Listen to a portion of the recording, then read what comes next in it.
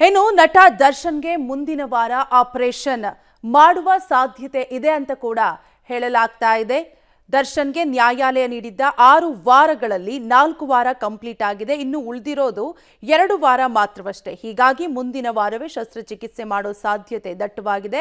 ಇನ್ನು ಬೆನ್ನು ನೋವಿಗೆ ಆಪರೇಷನ್ ಆದ್ರೆ 2 ವಾರಗಳು ಸಾಕಾಗೋದಿಲ್ಲ. ಹಾಗಾಗಿ ಮತ್ತಷ್ಟು ವಾರಗಳು ಅವಶ್ಯಕತೆ ಇದ್ದು ದರ್ಶನ್ ಪರ ವಕೀಲರು ಕೋರ್ಟ್ ಮೊರೆ ಹೋಗುವ ಸಾಧ್ಯತೆ ಇದೆ. ಇತ್ತ ಬೆನ್ನು ನೋವಿಗೆ ರಾಡು ಅಳವಡಿಸ್ತಾರಾ ಅಥವಾ ಡಿಸ್ಕ್ ಆಪರೇಷನ್ ಮಾಡ್ತಾರಾ ಈ ಬಗ್ಗೆ ಶೀಘ್ರದಲ್ಲೇ ವೈದ್ಯರು ಮಾಹಿತಿ ನೀಡಲಿದ್ದಾರೆ. ಇನ್ನು ರಿಕವರಿಗೆ ಎಷ್ಟು ದಿನ ಬೇಕಾಗುತ್ತೆ? ಸರ್ಜರಿ ಮಾಡುವ ವಿಧಾನದ ಮೇಲೆ ಸಮಯ ನಿರ್ಧಾರ ಆಗುತ್ತೆ. ಒಂದ್ ವೇಳೆ ದರ್ಶನ್ಗೆ ಆಪರೇಷನ್ ಮಾಡಿದ್ರೆ ಎಷ್ಟು ದಿನ ಬೇಕಾಗುತ್ತೆ, ಹೀಗಾಗಿ ಸರ್ಜರಿ ಮಾಡುವ ವಿಧಾನದ ಮೇಲೆ ಸಮಯವನ್ನ ನಿಗದಿ ಮಾಡಲಾಗುತ್ತೆ. ಎಷ್ಟು ಸಮಯದವರೆಗೂ ವಿಶ್ರಾಂತಿ ಮಾಡಬೇಕು ಅಂತ ನಿರ್ಧಾರವನ್ನ ಮಾಡಲಾಗುತ್ತೆ. ಎಷ್ಟು ಸಮಯದವರೆಗೆ ರೆಸ್ಟ್ ಮಾಡಬೇಕಾಗುತ್ತೆ. ಸರ್ಜರಿ ಆದರೆ ರಿಕವರಿ ಆಗೋಕೆ 3 ರಿಂದ 4 ತಿಂಗಳು ಬೇಕಾಗುತ್ತೆ. ಕಂಪಲ್ಸರಿ ಯಾವುದಾದ್ರೂ ಆಪರೇಷನ್ ಆದರೆ ರೆಸ್ಟ್ ಟೈಮ್ ಅಂತ 3 ರಿಂದ 4 ತಿಂಗಳು ಕಂಪಲ್ಸರಿ ಆಗಿರುತ್ತೆ. ಮೊದಲ 3 ವಾರದಲ್ಲಿ ಬೆಡ್ ರೆಸ್ಟ್ ಮಾಡಬೇಕಾಗುತ್ತೆ ದರ್ಶನ್.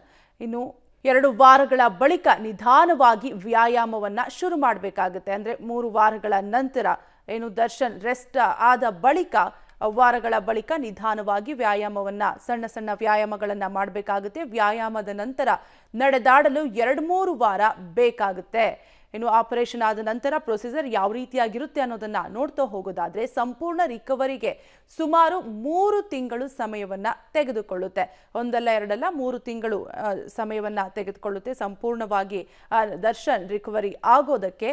ಒಟ್ಟಾರೆಯಾಗಿ ರಿಕವರಿಗೆ ಎಷ್ಟು ದಿನ ಬೇಕು ಅನ್ನೋದನ್ನ ನೀವು ನೋಡ್ತಾ ಇದ್ರಿ. ಒಂದ್ ವೇಳೆ ಆಪರೇಷನ್ ಆದ್ರೆ ಕಂಪ್ಲೀಟ್ ಆಗಿ ರಿಕವರಿ ಆಗೋದಕ್ಕೆ ಸುಮಾರು 3 ತಿಂಗಳು ಸಮಯವನ್ನ ತೆಗೆದುಕೊಳ್ಳಲಾಗುತ್ತೆ. ಸರ್ಜರಿ ಮಾಡುವ ವಿಧಾನದ ಮೇಲೂ ಕೂಡ ಸಮಯವನ್ನ ನಿಗದಿ ಮಾಡಲಾಗುತ್ತೆ. ಸಂಪೂರ್ಣ ರಿಕವರಿಗೆ ಸುಮಾರು 3 ಮಂತ್ಸ್ ತೆಗೆದುಕೊಳ್ಳುತ್ತೆ. ಸರ್ಜರಿ ಆದ್ರೆ ಒಂದ್ ವೇಳೆ ಮೊದಲು 3 ವಾರದಲ್ಲಿ ಬೆಡ್ ರೆಸ್ಟ್ ಅನ್ನ ಮಾಡಬೇಕಾಗುತ್ತೆ.